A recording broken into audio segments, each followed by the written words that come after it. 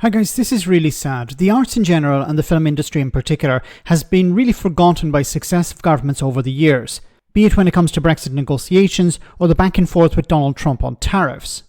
The arts is probably the longest running of all industries in the UK, which produces value that we can't really comprehend. Anton Lesser, who you may recognise from TV shows like Game of Thrones or the recent Star Wars Andor series, explained to Times Radio the horrific impact a lack of political will has on such an important part of the economy. It is scary, yes. I mean, I'm the last person to talk intelligently about the film industry and money and budgets and tariffs. I have no knowledge of any of that. But from what I hear, in fact, I just saw something this morning. Robert De Niro had a speech on, he's at Cannes, the Cannes Film Festival at the moment, and he made a speech and he was basically saying, you have to step up and protest against this. This could be completely devastating for the industry if it happens. Of course, he says one thing one day and Trump says one thing one day and another thing the next. So we don't know what's going to happen. But potentially, I think it could be horrific, yeah. Mm-hmm. I think this is a perennial problem, isn't it, with the arts and with equity. You're always fighting this sense of, you're the bottom of the pile when it comes to financially sustaining, subsidies for theatres, for repertory companies. It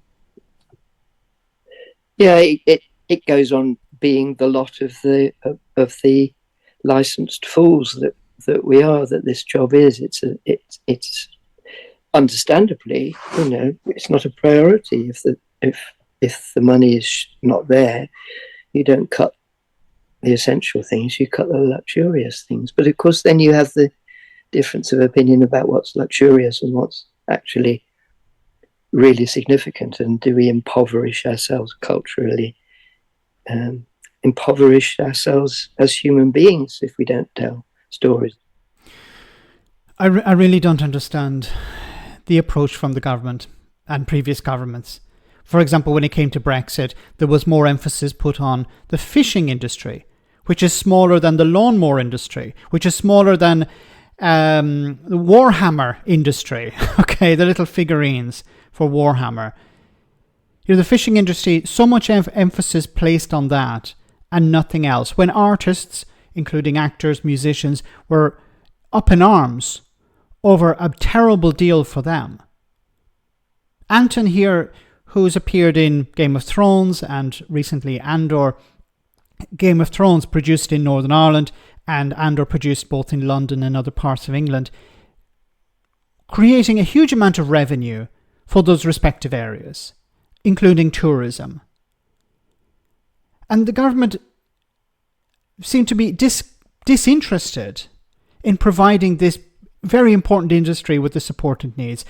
What Anton is also saying here about when it comes to theatres and other aspects of the arts, you invest at the beginning and you end up with a reinvestment later on from countries around the world. They see, here's a place where we can produce top quality video or top quality film or top quality music. It's mind-boggling. I really don't understand why the focus over the last number of years has been immigration. We need to reduce immigration. We need to make it more difficult to bring in the people we need to work in sectors like the arts. And when it comes to recently fishing, well, we need to protect the fishing industry and to hell with everything else. I don't understand it. I understand politicians grab for low-hanging fruit, but the arts, so important, going back centuries, going back to the times of William Shakespeare. We can't even calculate the value over the last number of centuries the arts has had for the UK economy and UK prestige on the world stage. Wonderful actors like Anton Lesser are, I believe, a result of investment in the arts. And if you cut that investment, you're not going to get the high quality actors that you're seeing today. You're not going to attract the large productions that we've seen over the last number of decades. Brexit has made things difficult, not impossible, but has made things more difficult. So the approach from the government needs to be to nurture the arts, to make sure there's an investment into that.